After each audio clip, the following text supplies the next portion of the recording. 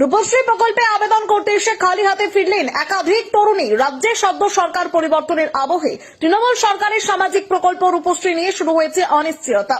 বৃহস্পতিবার হরিহরপাড়া ব্লক অফিসে রূপশ্রী প্রকল্পে আবেদন করতে এসে হতাশ হয়ে ফিরতে হলো ভবানীপুর ও চোয়া এলাকার দুই তরুণীকে। অভিযোগ, নির্ধারিত নথিপত্র নিয়ে আবেদন জমা দিতে এলেও ব্লক অফিসে তাদের আবেদন গ্রহণ করা হয়নি। ফলে চরম সমস্যায় পড়েছেন আবেদনকারী ও তাদের পরিবার। কারোর বিয়ের দিন আগামী 14ই মে, আবার কারো 15ই মে। দিন নির্ধারিত থাকায় সময়ের মধ্যে সরকারি আর্থিক সহায়তা না পাওয়ার আশঙ্কায় উদ্বিগ্ন পরিবারগুলি।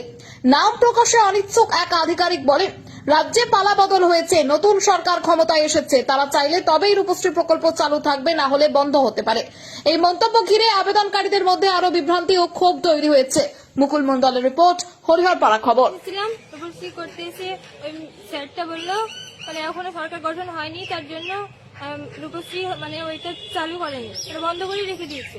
সেটা চালু হবে কি কোনো ঠিক নেই, তার জন্য এখন আধার কার্ডে জেরক্সে নিজের ঠিকানার নাম দিতে বললো, ওখানে ফর্ম দিল না, ফর্ম দেয়নি।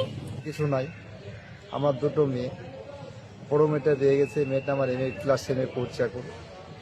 তো এর আগামী 14 তারিখে বিয়ে ছোটখাটো জায়গা একটা অনুষ্ঠানে তো করছি আমি। এই মাসের 14? এই মাসের 14, ইংরেজি মাসে। আচ্ছা, তো বিড অফিসের মাধ্যমে আশ্রয় এসেছিলাম, তাতে রূপশ্রীর যে বিষয়টা নিয়ে, রূপশ্রীর বিষয়টা এখনো কোনো সিদ্ধান্ত আমি আশা ভরসা পেলাম না। কি বললো অফিস থেকে? তাতে অফিসার বলল, আপনি একটা আধার কার্ডের জেরক্স এবং ফোন নাম্বার জমা দিয়ে যান, তাতে যদি কোনোদিন এটা চালু হয় এবং চালু করে সরকার, আমরা আপনাকে ডেকে নেবো, এটাই বলতে চাই।